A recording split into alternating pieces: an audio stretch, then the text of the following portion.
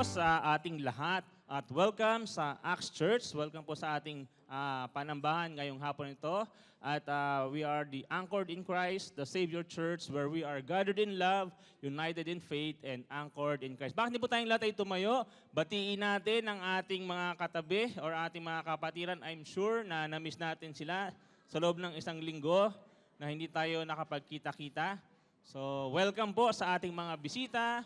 Welcome po sa ating mga bumabalik na mga kapatiran. Ayan, welcome po sa ating lahat. Praise God po. Masaya kami at nagagalak na kayo ay makasama sa aming panambahan ngayong hapon na ito. At ating sasambahin ang ating Panginoon sa Espiritu at katotohanan. Praise God. Ba napakasaya makita yung mga ngiti ng ating mga katabi, ng ating mga kapatid. Diba? Ayan. Praise God. Praise God. Hallelujah. Okay, palakpakan po natin ang Panginoon. Hallelujah. Yes, Lord, tayo manalangin. Hallelujah, Lord. Hallelujah. Hallelujah. Lord, pinupuri ka po namin, sinasamba at dinadakila sapagkat kayo lamang po ang karapat-dapat tumanggap ng aming mga pagpupuri, ng aming pagsamba, ng aming pagwalhati, Panginoon. Sapagkat kayo po ang Diyos ng mga Diyos, kayo ang Hari ng mga Hari, kayo ang Diyos sa aming buhay, kayo ang Diyos na hindi nagbabago noon, ngayon at magpakailanman, kayo ang Diyos na hindi kami iniiwan o pababayaan man. Maraming salamat po, Panginoon, sa iyong dakilang pagmamahal sa bawat sa amin, O God. Salamat, Panginoon, sa palaging pagpo-provide sa bawat pangangailangan namin. Salamat sa pagsusustain sa aming mga kalakasan, Lord. Maraming salamat na ginabayan niyo po kami, Panginoon, sa loob ng isang linggo na nagdaan, O God. Sinamahan niyo po kami sa lahat ng aming mga ginawa, lahat ng aming mga pinuntahan, O God. Maraming salamat, Panginoon, O God. Kulang po ang aming mga salita upang ikaw ay aming pasalamatan, upang ipahayag ang aming mga pagpupuri at pagsamba, O God. Maraming salamat, Panginoon, God. Lord, humingi rin po kami ng kapatawaran sa mga bagay na nagawa namin na hindi po naging kalugod-lugod sa iyong harapan. Pakalinisin mo po ang aming mga puso, ang aming mga isipan, Lord. Kung may mga bagay, Lord, na nagawa kami, nasabi, naisip, nakasakit sa iyo, God, nakasakit sa aming kapwa, Lord. Patawarin niyo nga po kami, Panginoon, God. Upang malaya kami, Panginoon, malinis ang aming mga puso at isipan na makapagpuri sa iyo at masamba ka namin, Panginoon, sa Espiritu at katotohanan, O God. Maraming salamat, Panginoon, God. At Lord, sa amin pong mga panambahan sa hapon ito, God, sa lahat po ng tatayo, sa mga magmi-minister, Lord, kayo po ang maitaas, mapapurihan sa kanilang mga buhay, O God. Salamat sa mga oras na inilaan ng bawat isa sa paghahanda, sa mga practices, sa mga preparation, Panginoon, sa mga technical, Lord. Alam po namin kayo po nagbigay ng wisdom sa bawat isa at kalakasan, Panginoon God. Kaya dalangin po namin, Lord, ang katagumpayan, kaayusan ng bawat bahagi ng aming gawain, O God. Wala man, Panginoon, na anumang mga technical problems na ma-encounter kami, Panginoon God. Because alam po namin kayo magbibigay ng katagumpayan sa aming gawain, O God. At masamba ka namin, Panginoon, ng buong buo, ng buong puso sa amin, O God. At wala pong, kung ano man po yung mga distraction sa aming mga puso, sa aming mga isipan, Lord, amin po itong itinatabi, Panginoon God. At aming inilalapag sa iyong paanan, O God. Maraming salamat, Panginoon God. At sa inyong pong mensahero na gagamitin po sa hapon ito, O God, kayo rin pong maitaas, mapapuri sa kanyang buhay, O God. Lahat po ng mga salita na nagmumula po sa kanyang labi ay alam po namin na salita po na nagmumula din sa inyo, O God. At may apply po namin, Panginoon, ang mga aral na aming matututunan sa aming pang-araw-araw na buhay at mas mapalago kami sa aming pananampalataya, O God. Salamat, Panginoon God, at sa mga kapatid namin na padako pa rin po di po sa lugar na ito, O God. Ingatan mo rin po sila at makasama namin sa aming panambahan sa hapon ito, O God. Wala po kami bang gagawin, Panginoon, kundi ang papurihan ka, sambahin ka, O God. Ito pa aming dalangin sa pangalan ni Jesus. Amen and amen. Ayan, palakpakan po natin ang Panginoon. At bago tayo umawit, ay basahin ko po ang sinasabi sa Psalm 148, verses 7 to 14. Sabi ito ay, praise the Lord from the earth, you great sea creatures and all ocean depths, lightning and hail, snow and clouds, stormy winds that do his bidding, you mountains and all his fruit trees and all cedars, wild animals and all cattle, small creatures and flying birds, kings of the earth and all nations, you princes and all rulers on earth, young men and women, old men and children. Verse 13, Let them praise the name of the Lord, for his name alone is exalted. His splendor is above the earth and the heavens. And he has raised up his people a horn, the praise of all his faithful servants of Israel, people close to his heart. Praise the Lord. Amen. Let's give another clap of offering for the Lord. Amen. Sabi no, to add yung sinabi ni Pastor John, that everything that has breath, praise the Lord. So lahat ng, sino ditong may baga? Tagalog talaga. Sino may lungs dito? Amen? So lahat ng tao na nandito, lahat ng humihinga, lahat ng may pagmamahal sa Panginoon, sama-sama po tayong aawit para sa Panginoon. Because He deserves all our praises. Not of what we have right now, yung circumstance natin, He's still the same God. Amen? So we come together here to worship our Lord. So sing with us as we praise His name.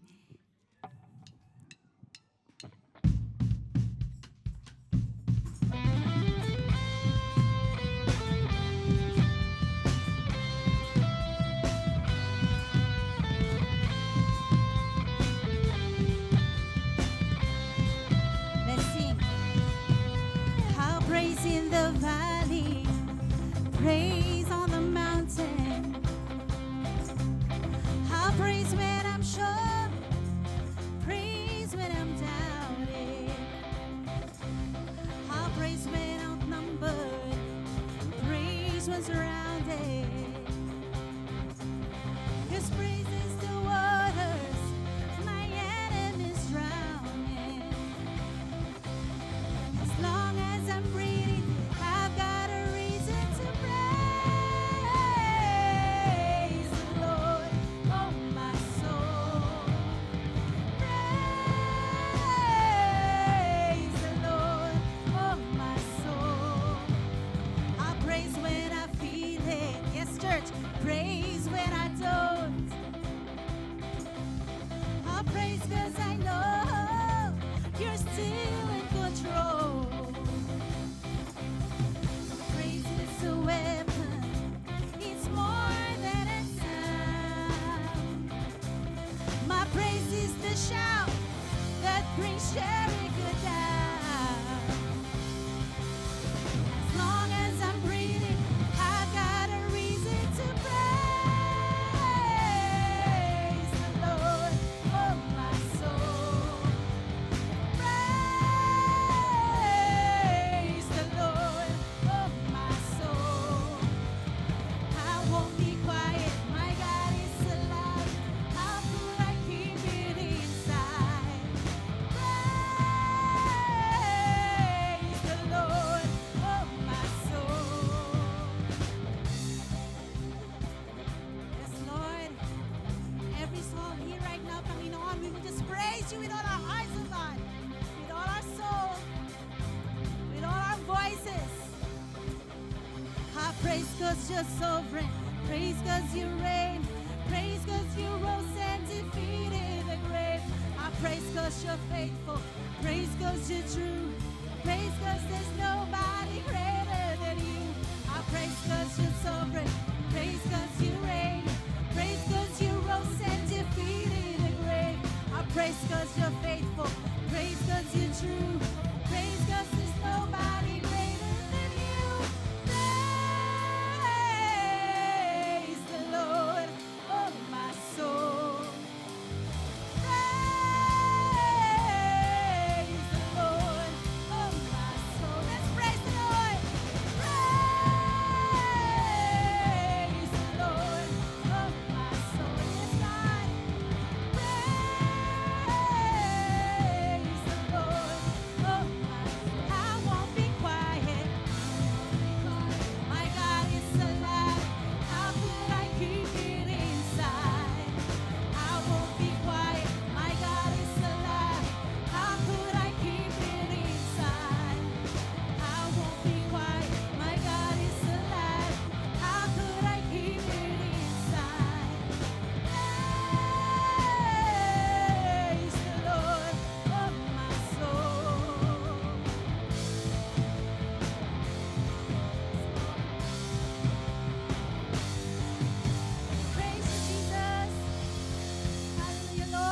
to praise you only on your name, oh God. You deserve all the praises, Lord.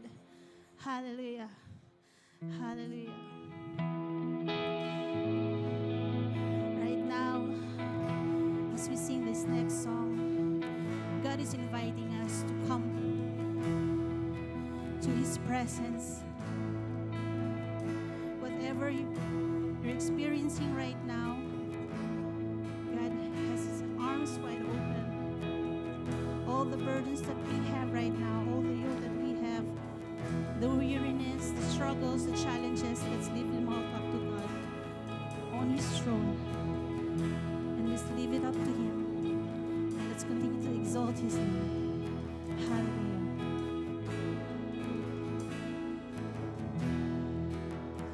Are you hurted and broken within? Overwhelmed by the weight of your sin? Jesus is calling. Have you come to the end of yourself? Do you thirst from a drink from the well? Jesus is calling. Yes, God. Oh, come to the altar. The Father's arms are open wide. Forgiveness was bought with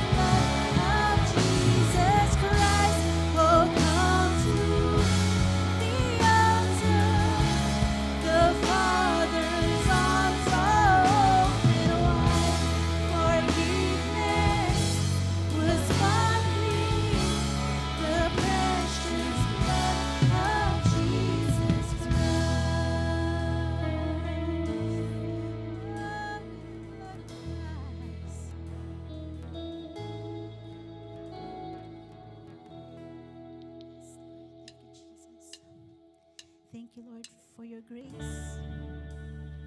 Thank you for your forgiveness, Lord God. Thank you for your mercy, Lord.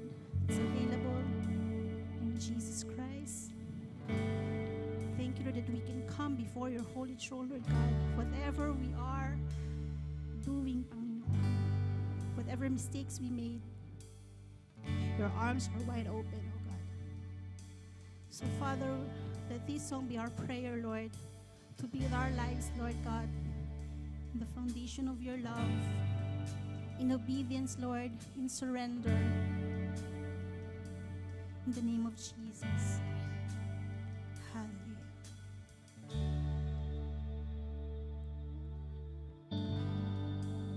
You're worthy, Jesus.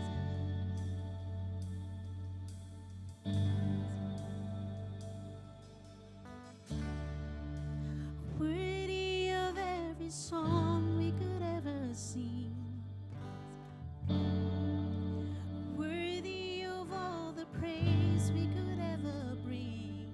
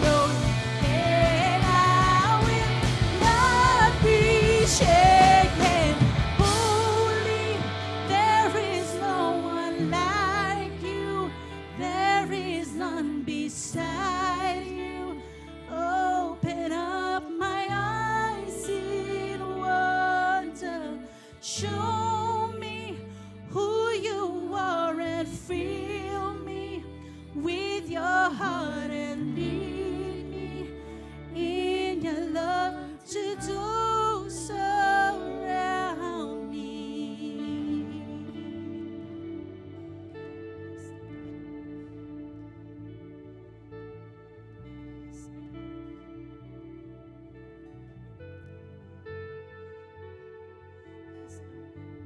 Thank you, Jesus.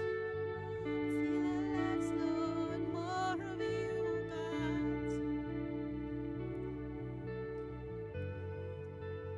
Yes, God. Thank you, Lord. May you continue to cause us, oh God, to be filled with your spirit, to be filled with your love, Lord, so that we can give that, oh God, to others, Lord, the love that you have for us, oh God, with overflow from our lives, Lord, to give you all the glory, Panginoon. All the glory is yours. That's our prayer, Lord. That's our desire, Lord, to bring honor to your name, Lord God. Thank you, Jesus. Thank you for your mercy. Thank you for your grace. Thank you for your loving kindness. Thank you for being faithful.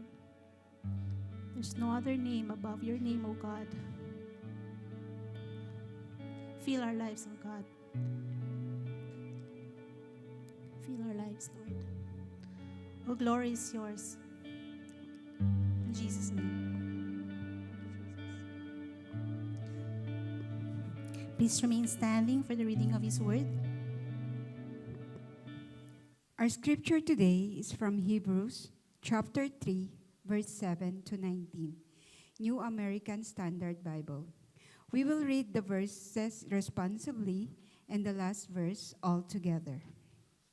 Verse 7, therefore, just as the Holy Spirit says, today, if you are hear His voice, do not harden your hearts as when they provoked me, as on the day of trial in the wilderness. where your father put me to test, and so my works for 40 years. Therefore, I was angry with this generation and said, they always go astray in their heart, and they did not know my ways. As I swore in my anger, they certainly shall not enter my rest. Take care, brothers and sisters, that there will not be in any one of you an evil, unbelieving heart that falls away from the living God. But encourage one another every day, as long as it is still called today, so that none of you will be hardened by the deceitfulness of sin. For we have become partakers of Christ if we keep the beginning of our commitment firm until the end. While it said, today, if you hear His voice, do not harden your hearts, as when they provoked me. For who provoked him when they had heard? Indeed, did not all those who came out of Egypt led by Moses? And with whom was He angry for 40 years? Was it not with those who sinned, whose dead bodies fell in the wilderness? And to whom did he swear that they would not enter his rest, but to those who were disobedient? Verse 19, altogether. And so we see that they were not able to enter because of unbelief. This is the word of God. Let us receive it with faith. You may be seated. Magandang hapon po sa inyo lahat, mga kapatid. Are you glad that you are in the house of God? And we consider it as a privilege para sa atin. Kamakailan, may kausap akong isang kapatiran who was due for promotion and yet hindi naganap.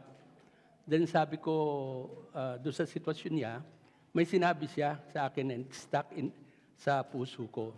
Ang sabi niya, kung wala man promotion, kung hindi man nangyari ang promotion just because for some reasons, ang mahalaga sa akin ay may trabaho ako. Ikalawa ay ang Friday ay free at makapag-church ako, makapag-worship ako. At ang ikatlong mahalaga sa akin ay makapagsamba ako sa Panginoon at makapaglingkod sa Kanya. So nakikita natin dito sa puso ng ating kapatid na ito na pangalawang beses na siyang nirekomenda para ma-promote at wala naman silang makita kung ano dahilan na hindi. Yet for some reasons ay hindi pinahintulutan ng Panginoon.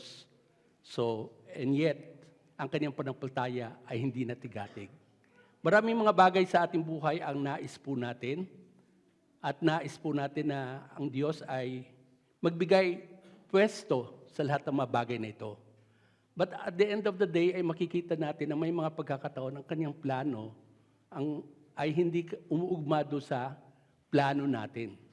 Pero pinakamahalaga, hayaan ang plano ng Diyos ang maganap at manatili tayo, hindi tayo magdidrift from our faith, hindi tayo madi-discourage, but knowing that God's will is always perfect.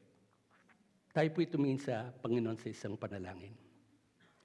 Father God, we'd like to thank you because of the opportunity to worship you, being gathered here in your name.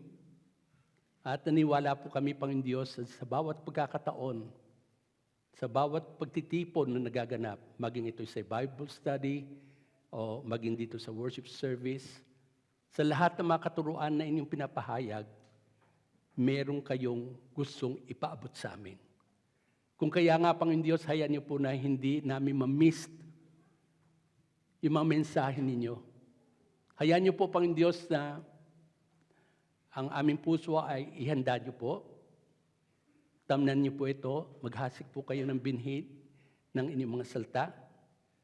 At hayaan niyo po, Panginoon Diyos, na masumpungan niyo ng mga puso namin ay handa. Dahil sa nais po namin, mapakinggan ang inyong mga salita, tumalima sa inyong mga salita, at magbunga para sa inyong kalwalhatian.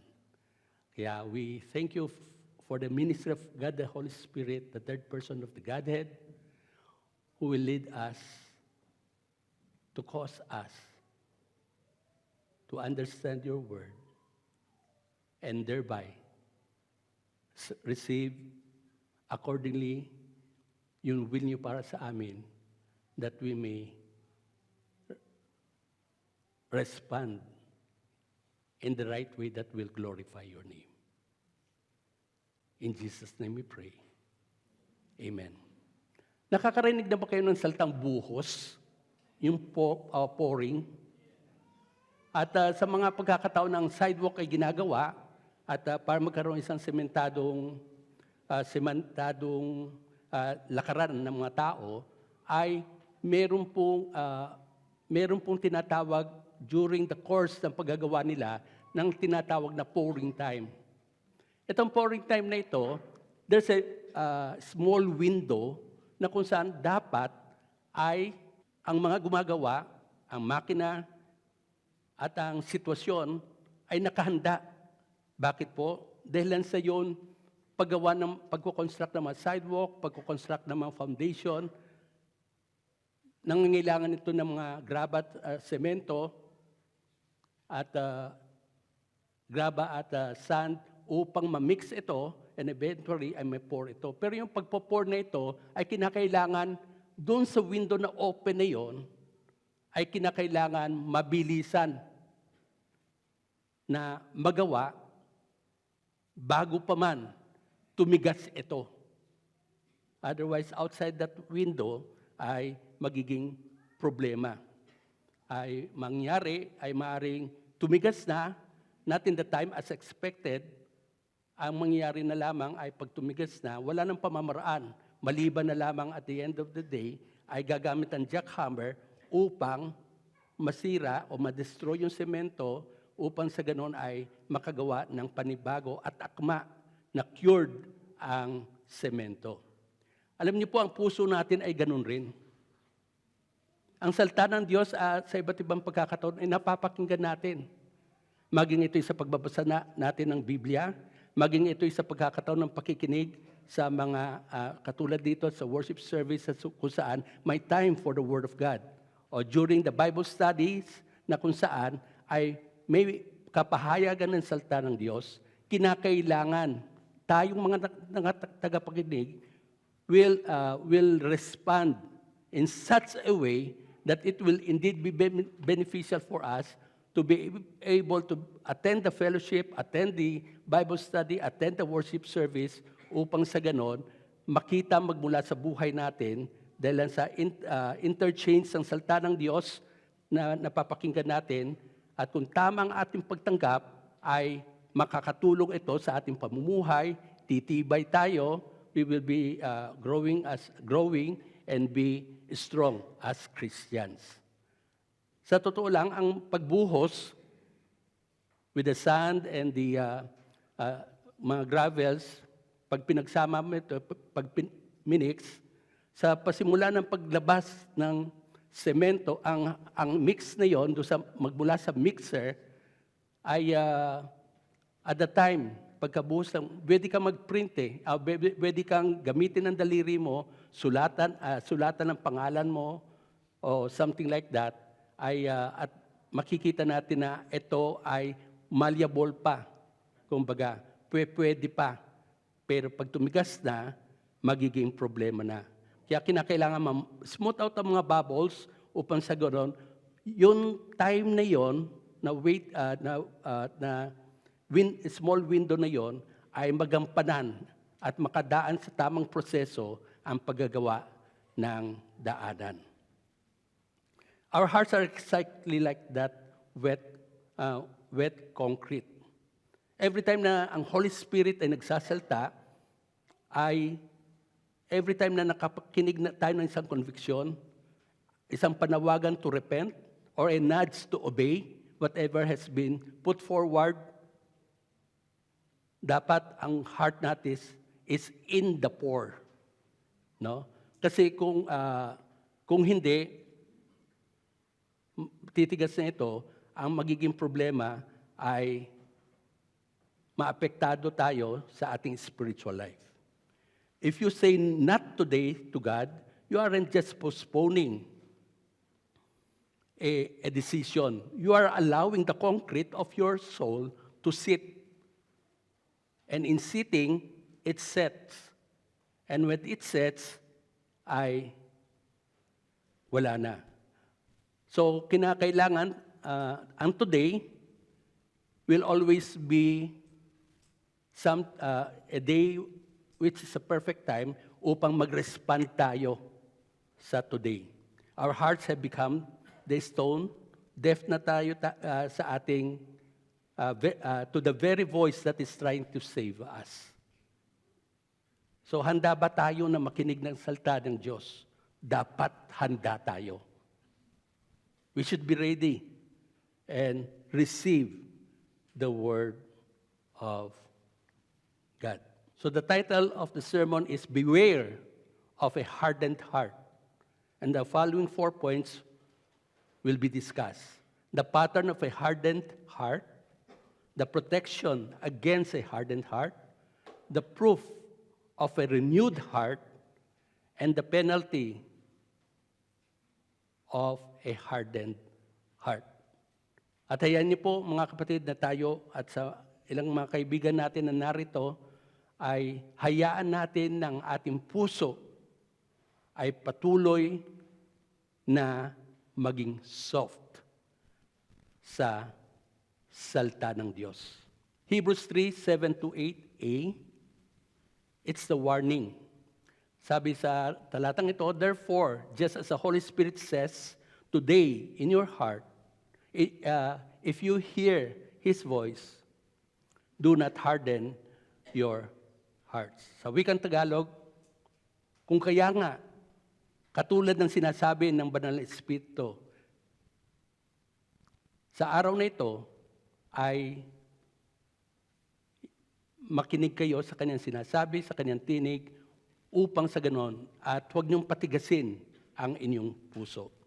So therefore, itong word na ito na therefore is actually acting as a bridge upang sa ganon ay madugtungan yung serve as a transition from explaining ano ba yung previous na pinag-usapan. Ang pinag-usapan actually is about Christ, who is superior than Moses. Moses is servant of the house, but Christ is the builder of the house. So, being so, ang mas superior ay si Jesus Christ. Kasi ang sinusulatan dito ng mga kapatiran, the audience is composed of mga Hudyo na naging mananampalataya kay Kristo. Pero for a reason, there's a danger for them na mag-drift away from Christ. Kaya nga, ang sulat nito ay na-penned by the guidance of the Holy Spirit. And when it says, therefore, ang sinasabi niya dito, with this is the reason why the warning is being given. Binigay ang warning ay, do not harden your hearts.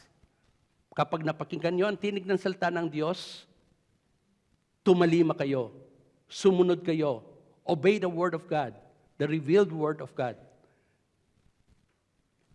Then, ang sabi niya doon ay, just as the Holy Spirit says, there's a divine authority. Actually, ang ginamit na talata dito is Psalm 95, verses 7 to 11. But Psalm 95 ay hindi natin alam kung sino ang sumulat. For one, it's anonymous. In some understanding ng ilan mga scholars, it is written by David. But the main thing here, it seems to be anonymous. There was no particular name that was appended to that. And yet, even though the writing or the psalm is anonymous ang writer, ang katotohanan, yan bilang bahagi at kasama ng salita ng Diyos, yan ay salita ng Diyos. Ginagamit ng Banal na Espiritu ang mga pinili niya upang sumulat, ilagay, itala yung kung ano man mga bagay na ninanais ng Panginoon Diyos. At kaya nga sinasabi natin, kapag binasa natin salita ng Diyos, it being inspired by the Holy Spirit or by God, ay sinasabi po natin, yan ay salita ng Diyos. So that is, we have a high regards to the Word of God, to the 66 books of the Bible. They are historical, pero at the end of the day, ang iba ay pagtutuwid sa maling turo. At the end of the day, ang intent ay mapakinggan natin ang salita ng Diyos. So whenever ang salita ng Diyos ay pahayag sa atin, ay tanggapin natin ito bilang Diyos na nagsasalita sa atin. And yet, makikita natin dito, it says there, the Holy Spirit says. It's not the Holy Spirit said. Although, ang banggit doon ay tungkol sa isang event na naganap, o dalawang event na naganap, when the Jews are actually in the wilderness, and yet, ang katotohanan na nakapaloob dito, ang lesson na nakapaloob, yung warning na binigay noong panahon na yon, still, yun ang warning na binibigay sa bawat isa sa atin. So we have to heed to the Word of God. We have to listen to the Word of God and obey the will of God. When it says today, it's not about tomorrow. Tomorrow may not come. Today, would have that sense of urgency. Ngayon, kapag napakinggan nyo ang salita ng Diyos, huwag niyong patigasin ang inyong puso. So, there's an invitation of God, and warning are immediate na kinakailangan. Yung opportunity to respond to God is open now. This is the window for pouring, na ang mga puso natin ay maging malambot, ang puso natin ay nakahandang tumanggap sa salita ng Diyos, dahil lang sa maaring dumating ang panahon na titigas ang puso natin at sa mga kapahayagan ng salita ng Diyos ay magiging bingi tayo sa ganung pagkakataon. Let it not be na ganon ang mangyayari sa atin. Makinig tayo sa salita ng Diyos. As when they provoked me, as in the day of trial in the wilderness, here your fathers tried me by testing me and saw my works for 40 years. Provoke me. Sino man nag-provoke sa Diyos upang magalit dahil sa kanilang kagagawan? Ito po yung henerasyon ng mga Hudyo who were in a great mighty deliverance sa ginawa ng Panginoon Diyos ay tumawid sa Red Sea at dumako doon sa wilderness. And it should have taken about days para makarating sila doon sa promised land. And yet, they were there grumbling at dahilan doon sa hindi rin nila paniniwala doon sa report ni Joshua at ni Caleb at sumunod sila doon sa majority ng mga spies sa pinadala doon na nakakatakot, hindi natin kaya, malalaki ang mga tao doon, mga higante ang naroroon, ay pinarusahan sila na sa bawat araw ay katumbas ng 1 taon sa wilderness. And 40 days, 40 years, turned to 40 years in the wilderness. So, as in the day of trial in the wilderness, here your fathers tried me by testing me and saw my works for 40 years.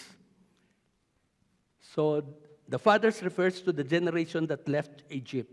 They put God on trial, demanding proof of His presence.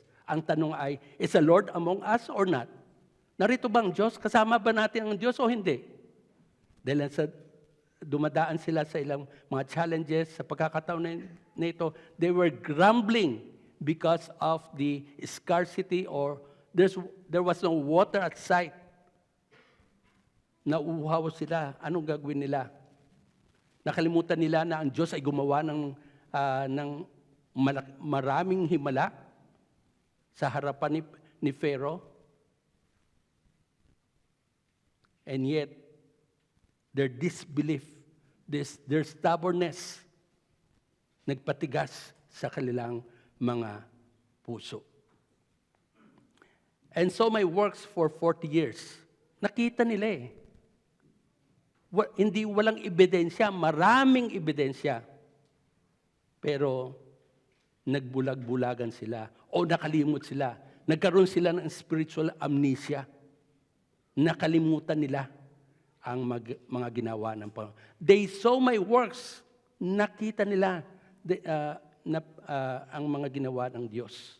The internal problem is ito. Therefore, I was angry with this generation and said, they always go astray in their heart, and they did not know my ways. Bakit ang Diyos ay nagalit sa kanila? Dahil sa pinatigas nila ang puso nila. Therefore, I was angry with this generation. At doon sa henerasyon na yon, from 20 years old and above, malibang kay Caleb, malibang kay Joshua, sila yung nangamatay at hindi nakarating sa promised land. God was angry. But pero yung much deeper meaning nito ay hindi yung simpleng human irritation o napagod, but rather exhausted by constant rebellion. They were rebelling. Ang Diyos ang authority, they should be the follower, and they should follow Moses, whom God has chosen to lead them out of Egypt. Now that they are out of Egypt, still the one who is the human leader ay si Moses. But their heart, yun ang problema nila. Yung puso nila, they go astray. The control ng isang individual ay nasa kanyang puso, sa kanyang kaisipan, sa kanyang desires. Actions merely reveal a wandering heart na makikita na ipapahayag ito. Always, sabi doon, always means a chronic pattern. Paulit-ulit. Katulad na lang sinabi ni Stephen nang papatutuo siya sa Sanhedrin at sa crowd. Sabi niya, their father, yung mga Israelites, turned back to Egypt in their hearts. Sa puso nila. Gusto nilang bumalik sa Egypt. Naalala nila yung mga sibuyas, naalala nila yung mga bawang. Mas mabuti pa nga, slaves nga kami. Pero kahit na papano, may kinakain kami. May nainom kaming tubig. Better pa doon kaysa dito. Parang tomb ito na pinuntahan natin.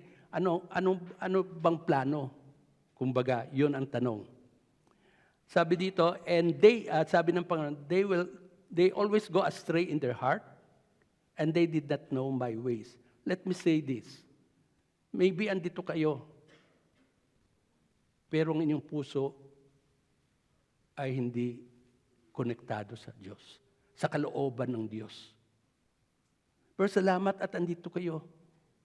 Kung sino man kayo na tinutukoy ng sitwasyon na ito. Makinig kayo. Hindi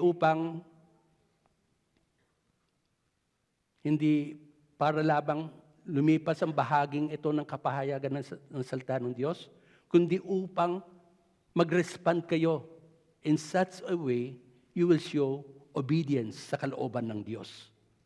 Maybe this message, itong bahagi ng salita ng Diyos, nagsasalita ang Diyos sa inyo. And we thank you. Thank God na andito kayo. But don't close your ears. Let's come and worship God. So, chronic ang pattern, paulit-ulit. Then sinabi ng Panginoon, have not known my ways. Yung know na yon are coming from the word ginosko. Ang ibig sabihin ng ginosko sa Grego, intimate relationship. No?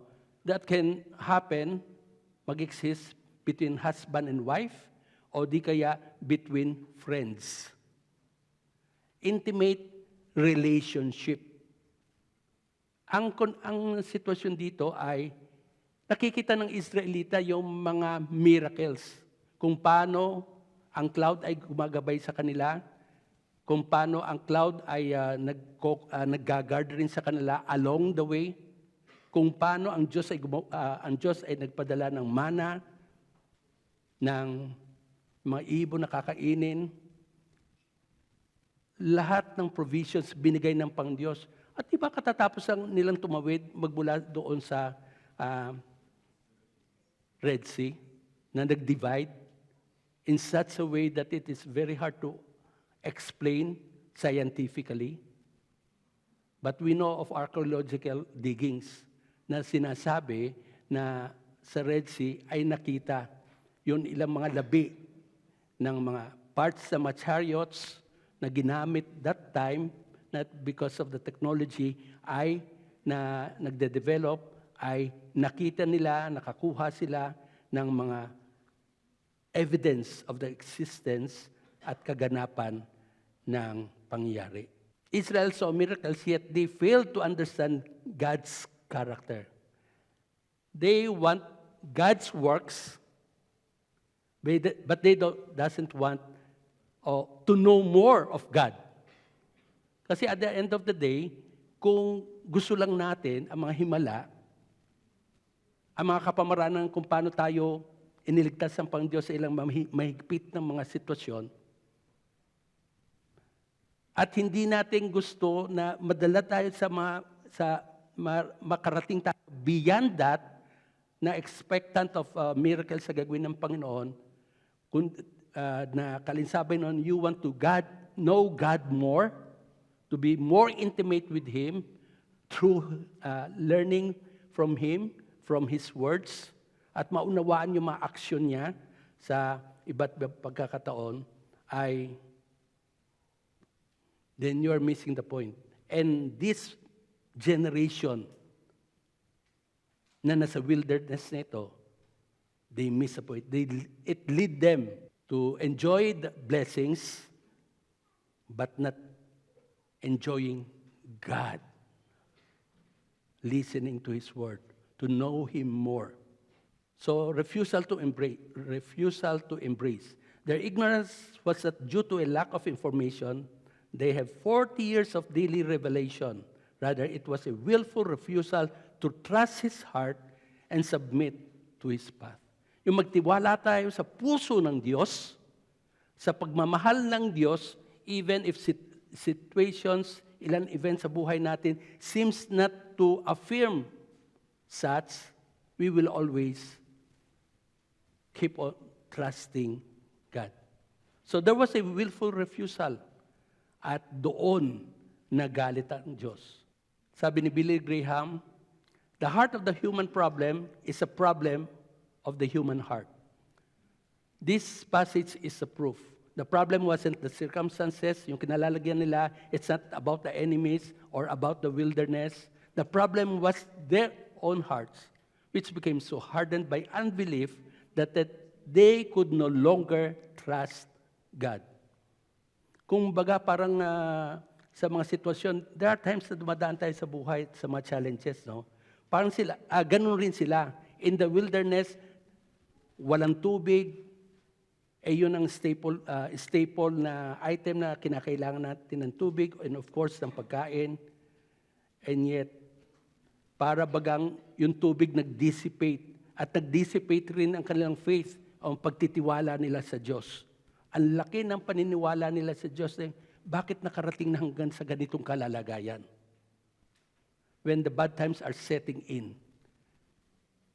And for some reason, inallow ng pang-Diyos. The problem is our response to the things that God allowed sa buhay natin. Because para lang yan dalawang palaka sa isang lalagyan ng tubig. Sabi ng isa, mamamatay na ako. Talagang namatay nga siya. Nakatihaya na lang siya, walang buhay. Pero yun isa, galaw siya ng galaw. Yung liquid na yung pala, milk pala, naging cheese. O di naka siya. It's a right response Di ba? You don't occlude God. Hindi mo pasasalihan Diyos. Sa lahat ng sitwasyon ng buhay natin, isama natin ang Diyos. Yun ang mahalaga. The pattern sa Hebrews 3:11, this is a climax of the divine warning. Dahil lang sa katigasan ng ulo nila, magmula sa Rephidim na nawalan tubig at inaway nila si Moses, at nag-question sila sa Panginoon. Then about 40 years after of the same event in another place in Kadesh Barnea, wala rin tubig. At sa dalawang pagkakataon na yon, gumawa ang Diyos. Nakainom. That's around 39 years or 40 years apart na event.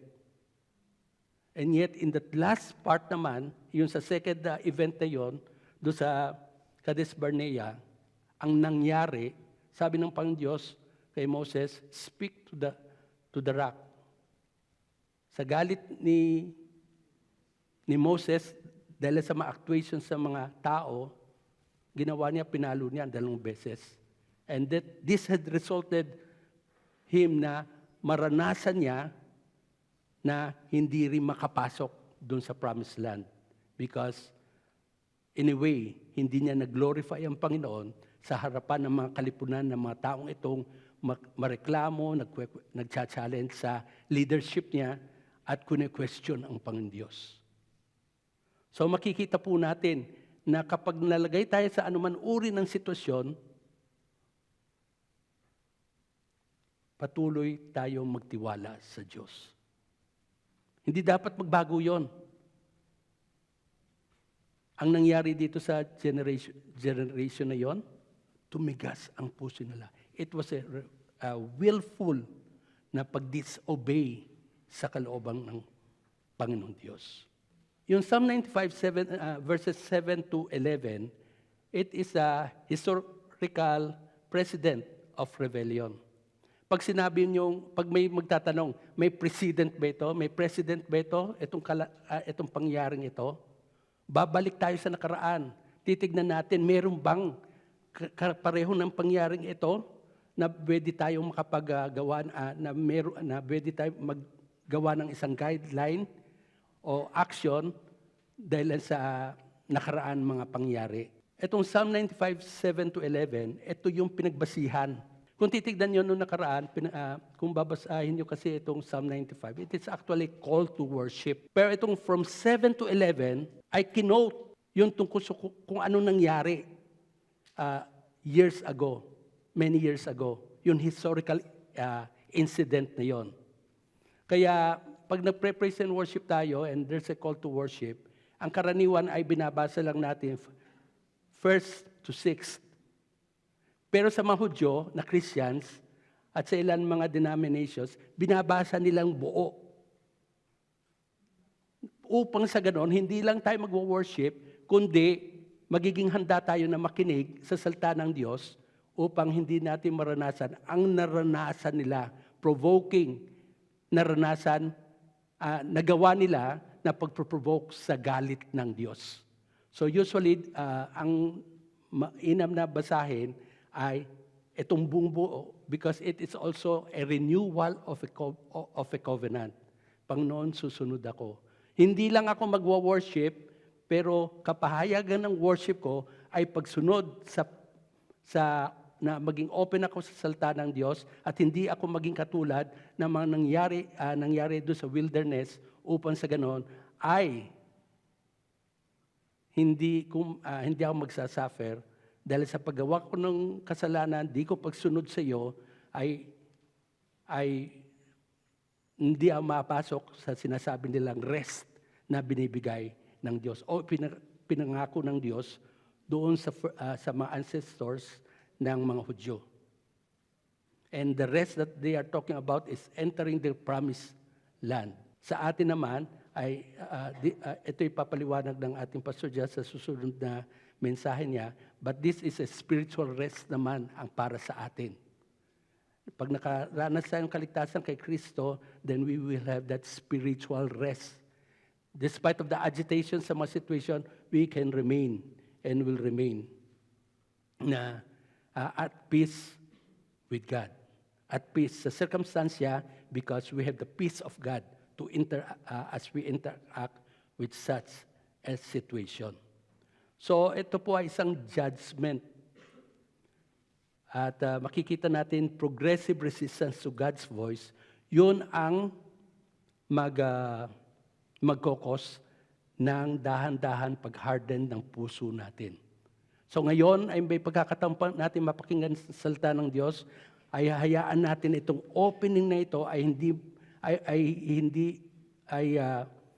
the grace period ay magpatuloy tayo makinig, hindi lang para makinig upang mag-respond rin tayo accordingly na sumunod tayo sa kalooban ng Panginoon.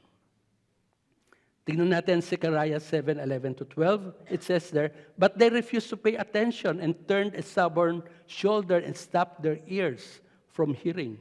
They made their hearts like flint so that they could not hear the law and the words which the Lord of hosts had sent by his Spirit through the former prophets. Therefore great wrath came from the Lord of hosts." This is actually the analysis of the spiritual hardness. Yun hardness ng mga puso nila. They willfully refused, tinatanggihan nila na makinig. No? To pay attention, magbigay pansin, nararapat na pansin. They turned their stubborn shoulder. So, makikita natin dito ay yung sinasabi natin na ayaw makinig, ayaw magbigay ng atensyon, binabarahan nila ang mga tenga nila upang sa ganoon hindi sila makarinig. Yung kanilang mga puso ay kasintigas ng flint. Ang flint ay, in the ancient world, yung flint is one of the hardest type of stone. So that they could not hear the law and the words. Sinasadya nila. Inuumpog nilang ulo nila sa pader. Anong lakas natin laban sa pader? They are seeking destruction. They are inviting destruction because they don't want to hear the Word of God. They don't want to change their way. Yung shoulder na sinasabi nila, this is some sort of, to a point ang nangyari eventually sa patuloy na paggagawa nila ng ganito, di pagsunod sa kalooban ng Diyos, hindi pagsunod sa salita ng Diyos, they eventually became incapable of responding to the Holy Spirit's prompting. Nakakaranas ba tayo na that the Holy Spirit is prompting us at some point in time na very tangible in such a way na alam natin, dama natin, nangungusap ang salita ng Diyos sa atin? Huwag tayo magbingi-bingihan. Huwag tayo magbulag-bulagan. Kung kinakailang ayusin, iayos natin doon sa ayon sa kalooban ng Pangdiyos upang hindi dumating ang huling pagkakataon na wala na. Naging manhid na tayo sa salita ng Diyos. Sinasabihan tayo ng SG leader natin, ng discipler natin, pero hindi tayo nakikinig. Hindi tayo nagbibigay ng atensyon doon sa kalooban ng Diyos. Huwag nawang mangyari na dumating tayo sa ganung kalalagayan. It will be destruction. Yung mga pinadala ng Diyos sa iba't ibang mga propeta before Zechariah, nagmatigas sila. Hanggang sa dumating ang point, nagkakalyo na ang puso nila. Hindi na sila makapag-respond rightfully para bagang silang manhid ang buong katawan, tinutusok na sila, hindi pa nila nararamdaman. Kasi ang salita ng Diyos is such in a way, it divides the soul and the spirit in that sense, no? The bone marrow na sinasabi. Humihiwa upang ihil tayo. So the stages toward a hardened heart, a closed ear to a present voice. The Lord is continually speaking. The Lord is continually ministering. A blind eye to past miracles. Yung mga ginawa ng Panginoon Diyos sa nakaraan, nagkaroon na sila ng amnesia.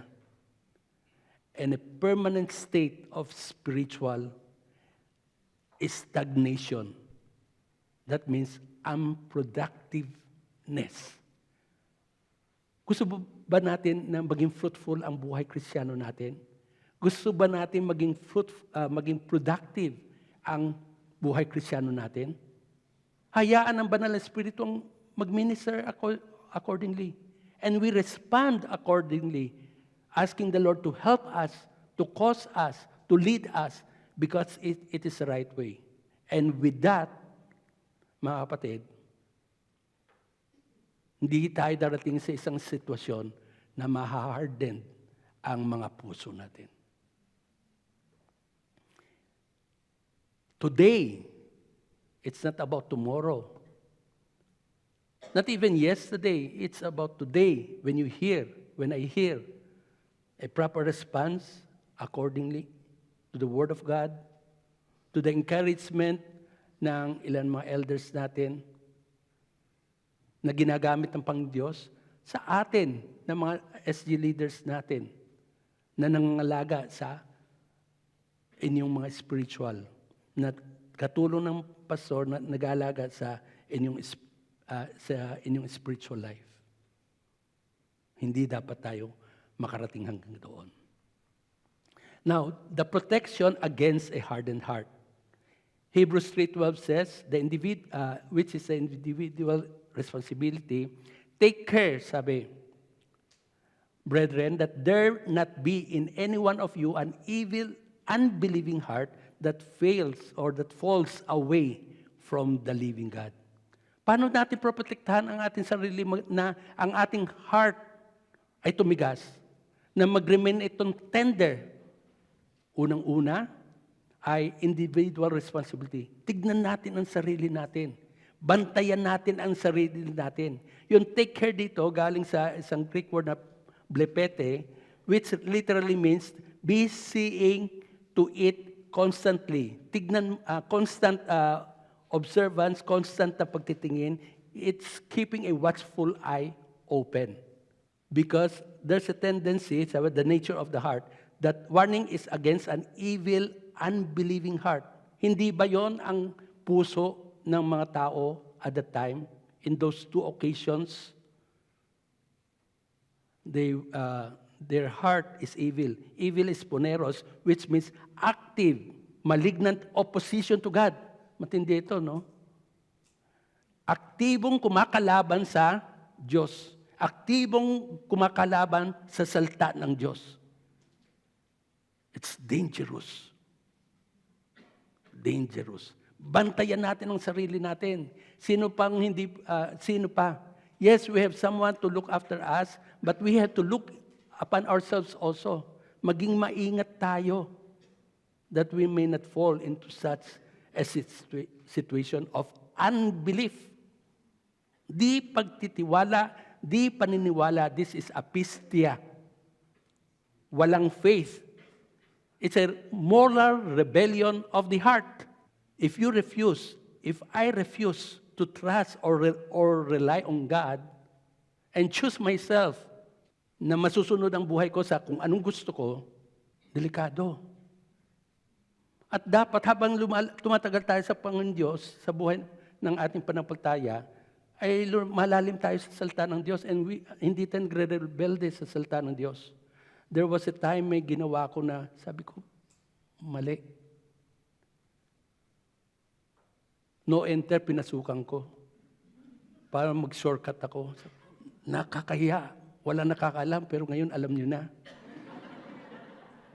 Sabi ko, Panginoon, buti walang nakakita sa akin kasi ang hirap pang umikot eh. Pero talagang, sabi ko, nakakahiya. Nahiya ako sa sarili ko, sa ginawa ko. Walang nakakita. Siguro, walang pumansin sa akin. Pero alam ko, may nakita kong ganon. Matagal na mananampalataya, bakit meron pang mga ganyan, di ba? Nangyayari. Pero pag wala lang ang damdamin ko, okay lang, ganito. Hindi, practical ka lang dapat, no? Ay dahan-dahan. Sisingiling ka. Maliliit na drip of water, pwede mag-break ng mga bato sa patuloy. So sabi ko, ayaw ko nang gawin. Ang bigat ng puso ko. Dapat, hindi tayo manhid. Dapat nararamdaman pa rin natin yung prodding ng Banal na Espiritu, yung galaw ng Banal na Espiritu. The Lord have mercy on me. Kasi yung mga maliliit na ganyan, may grow in it, baka dumating ang pagkakataon, there will be in a larger scale. Na there will be no turning back. Ba't ko ba nasabi yun? Kasi lahat tayo nagkakasala. Pero hindi dapat lisensya na gumawa ng kasalanan. Di ba? Ang mahalaga, lapit tayo sa Diyos. Hingi tayo ng tulong sa Diyos. So there's a remedy. Bantayan niyo ang sarili niyo. Ang sarili natin, bawat isa. Ang ikalawa ay dito sa Hebrews 3:13, but encourage one another day after day, as long as it is still called today, so that none of you will be hardened by the deceitfulness of sin. Pagpapalakasan sa isa't isa. Yung exhort one another is parakaleo, which means to call someone to one side, to come alongside. Parang yung Banal na Espiritu, ganun ang ginawa niya, di ba? Ginagawa niya sa bawat isa sa atin. So, to one side, for this encouragement, for warning, or comfort. Pag nakita natin ang isang kapatid na ganun ang nangyari, let's warn them. But warn them with love. Warn them, hindi dahil sa meron issue yan, dati laban sa akin. Tapos ginagamit mo yung okasyon na yon. God sees your heart. God will see my heart. If my concern ay mali, yung motibo. Pero ang panawagan sa ating mga kapatid ay magpalakasan tayo mag-encourage tayo sa isa't isa, mag-warn tayo sa isa't isa. Bakit? Dahil sa deceitfulness of sin. The deceitfulness, ang pandaraya ng kaaway. Sabi ng iba, hindi ka naman nakikita eh. Maraming sasabihin, ibubulong sa iyo, isasuggest sa iyo ng kaaway o yung evil, yung old nature natin, pwedeng magbigay ng mga dahilan kung bakit okay lang yan sa pagkakataon na ito. Let's be careful. Proverbs 4:23 says, "Watch over your heart with all diligence, for from it flows the springs of life." Let us be vigilant. Let us be proactive. Bantayan natin ang sarili natin. Bantayan natin ang puso natin. Kasi dyan nanggagaling lahat ng issues ng buhay. Before they manifest as outward rebellion, nip before it magbad, BUD. Inip mo at the bad bago pang mamulaklak o manganak ang kasalanan. Hebrews 3:14, we have come to share in Christ. If indeed we hold our original conviction firmly to the very end. Nung na-convict tayo ng Banal na Espiritu, noon pinakita sa atin ng Panginoon Diyos ang kawalan natin at ang pangailangan natin sa Diyos, kay Kristo, at nang tinanggap natin siya bilang Panginoon at tagapagligtas, tandaan natin, the idea here, we are partner in Christ. We have come to share in Christ if indeed we hold our original conviction firmly to the very end. So, yun have become means, signifies an event that happened in the past with an ongoing permanent results. Nagpapatuloy tayo sa ating buhay Kristiyano. So this is something na may sinabi dito, if we indeed have hold our original confidence firm to the end. And so be it na since we have share in Christ, then salvation is assured of us. The proof of a renewed heart, ito naman, the mark of reconciled faith. Yet He has now reconciled you in the fleshly body through death, in order to present you before Him, holy and blameless and beyond reproach. Before God, we are in Christ. Before God sees us in that position that we are in Christ. It's not about yung kasalanan natin. It's about yung ginawa ni Kristo Jesus doon sa bundok ng Kalbaryo, na binayaran niyang ang penalty ng ating kasalanan. Then, in Christ, we are perfect. No? In Christ, in His righteousness. Ang yung righteousness niya, binigay sa atin, binigyan tayo ng cloak ng righteousness. We wear the cloak of righteousness in the presence of God.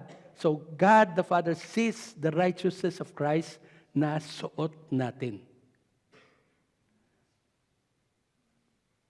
So, ibig sabihin nito, mag-continue tayo sa ating pananampalataya bilang patibay na indeed at one point in our life,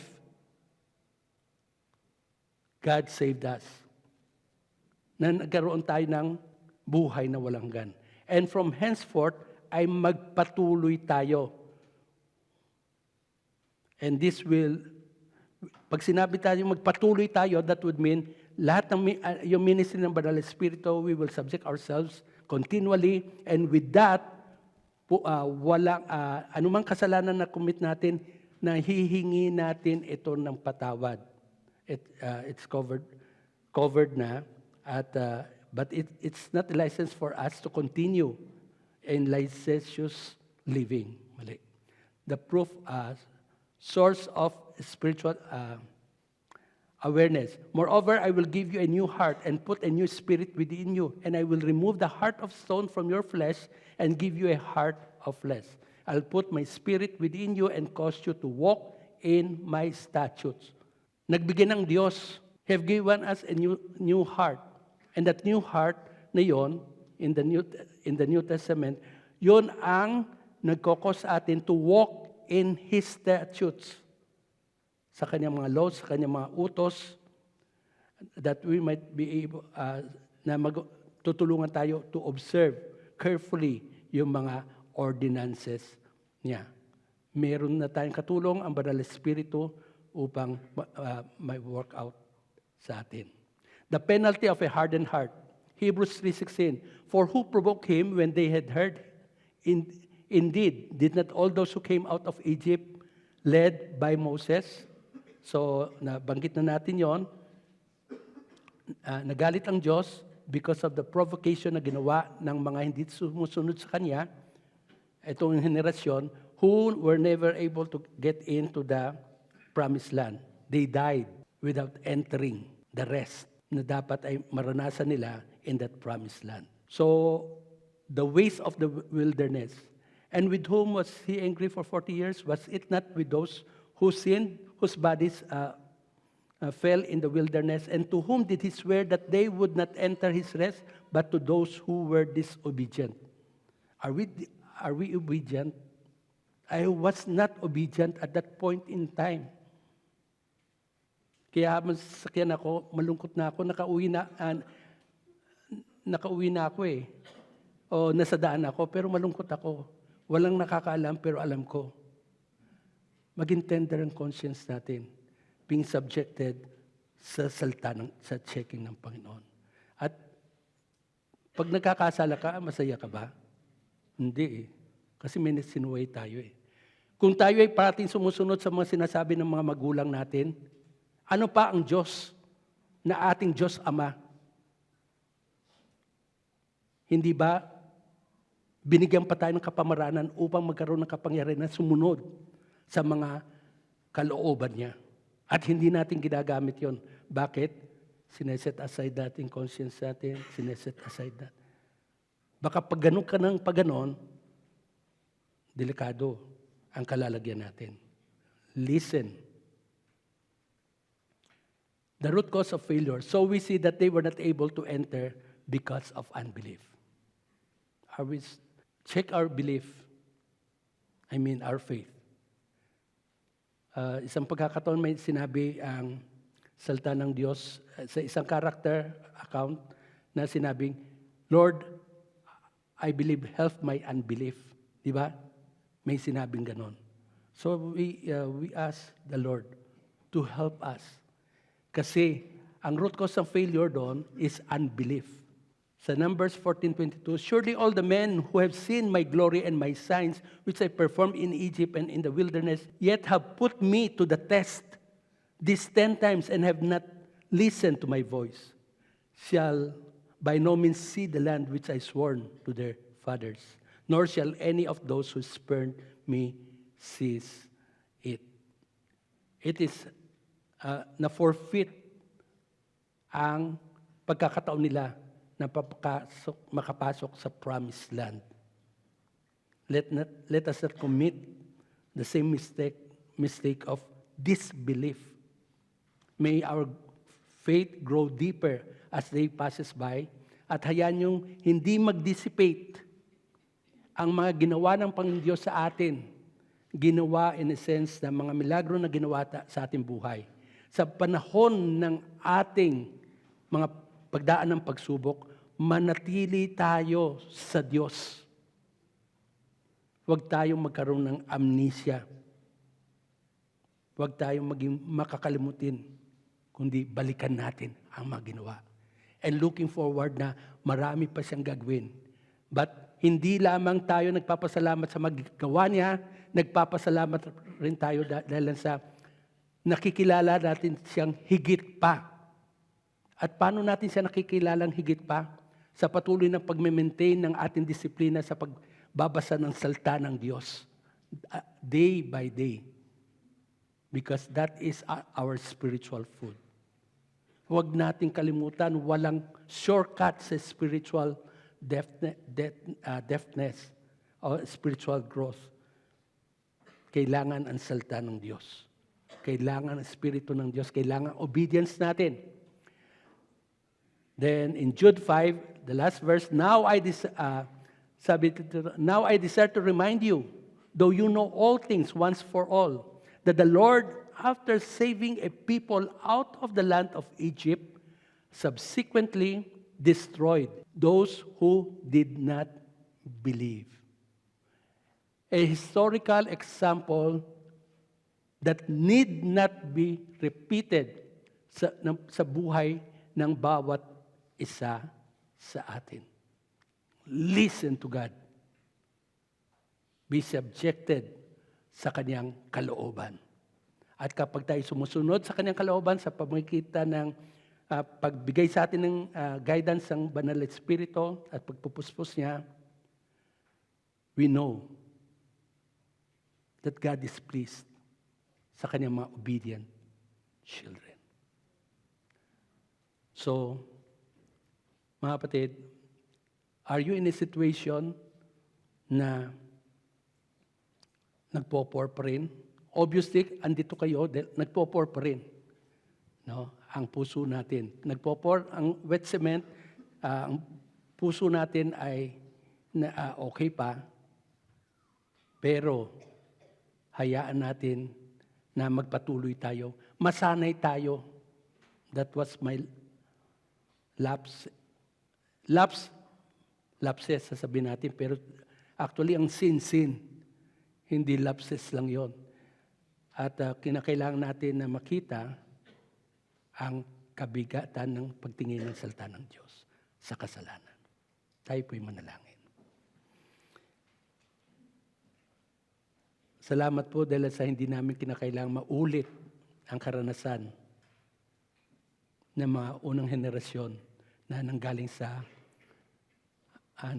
Egypt, na kung saan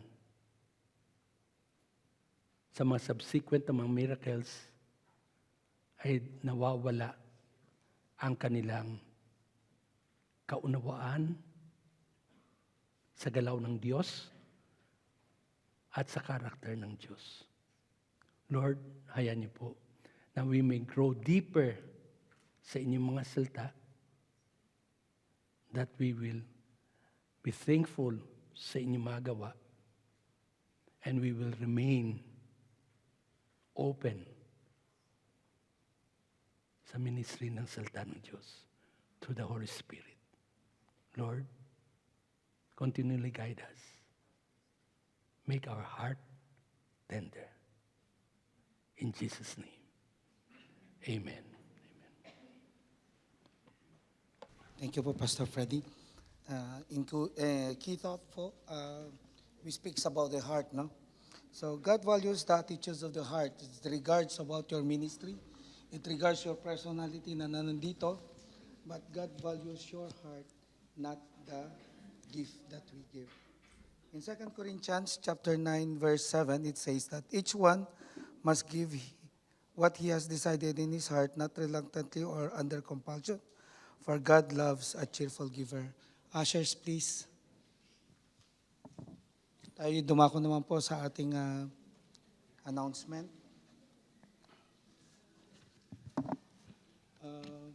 Sa kalagitnaan po natin, mayroon po ba tayong mga first-time visitors? Sino pang mga first-time rito? Second time? Third time? Wala po. Okay, tayo naman po ay sa celebrators po. February 16, si Anadilia Cañero. Happy birthday. Si Karen Espiritu sa 17 at saka si Sister Gemma Josue. Yeah. Si Brother Ferwin sa February 19. At sa kalagitnaan natin, sino pong hindi na-mention po ang birthday rito? Sometimes we are not listing kayo. Dapat mag-register din po kayo. Anniversary po? Wala po. Oh, welcome po. sa Axe family. 2 baby actually. Sanaya, Gray Forton, no? At saka si Brother Lito at saka Cristel, si Elon, Matthew, si Clay. Tawagan ko po si Sister Franny for the further announcement sa Logos. Okay, ayun po. So, good afternoon po sa ating lahat. Ayan. So, on behalf of the Logos Ministry, nais po namin ipabatid sa congregation na ang very first batch ng The Redeeming Love Retreat or RLR ay magaganap na po next month sa March 13, 2026. So, ito po ay magaganap sa Hope. And ang RLR po ay hindi po sa lahat ng naririto po ngayon. It is specifically po for 2 types of attendees or members dito po sa ating church. So first, para po sa Acts Church members na hindi pa po nakaka-attend ng BBR sa dating church. And pangalawa po, for SALT group members or SG members who are not yet official Acts Church members but intend to become Acts Church members and are actively participating sa ating church gatherings such as worship services, Bible studies, and SALT group meetings po. So open na po ang ating registration and we may please approach our SG leaders. And yung SG leaders naman po ang makikipag-coordinate po sa amin sa Logos. So para po alam po natin ang schedule, the deadline for registration is until February 27th, which is the last Friday of this month. Ang orientation po will be on March 6th, and the retreat itself will be on March 13.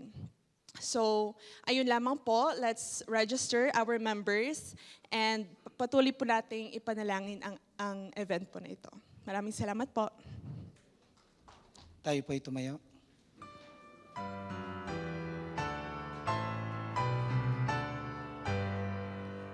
Praise God for blessings flow. Praise Him, all creatures hear me. Praise Him above in heavenly hosts. Praise Father, Son, and Holy Ghost.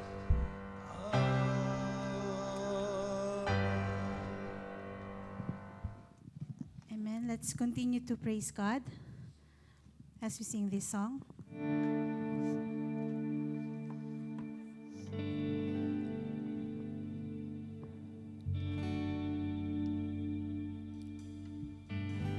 Yes, Lord.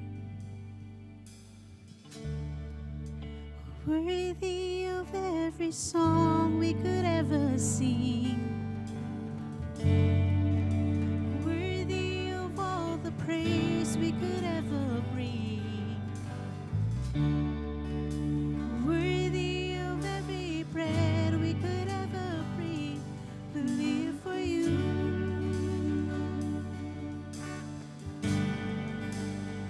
Let's declare Jesus.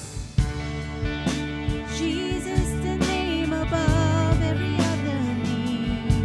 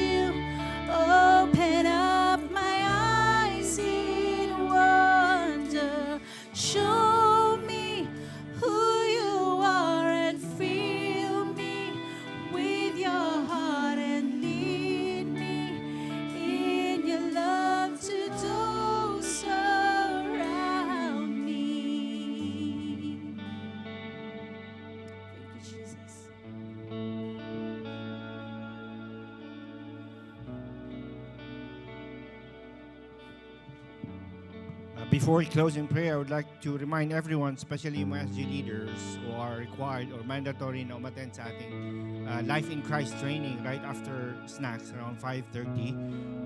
To stay put at huwag na lang natin galawin yung mga upuan. So as soon as we settle from sa ating snacks, we will start right away sa ating training. And for those who are not SG leaders, you are more than welcome to stay if you want.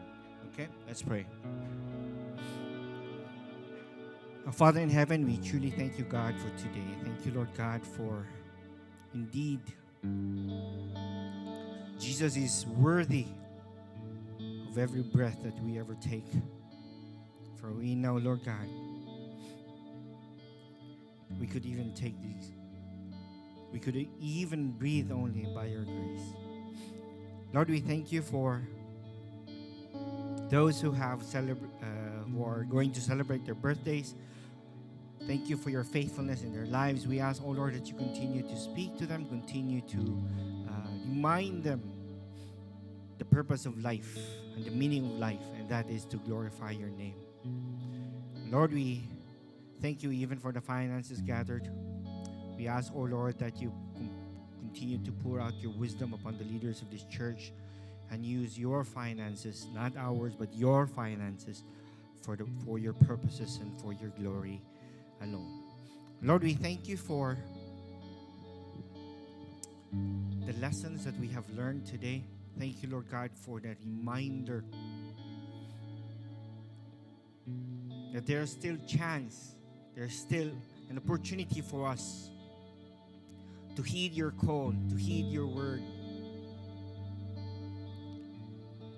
And thank you also even for the warning that if we willfully neglect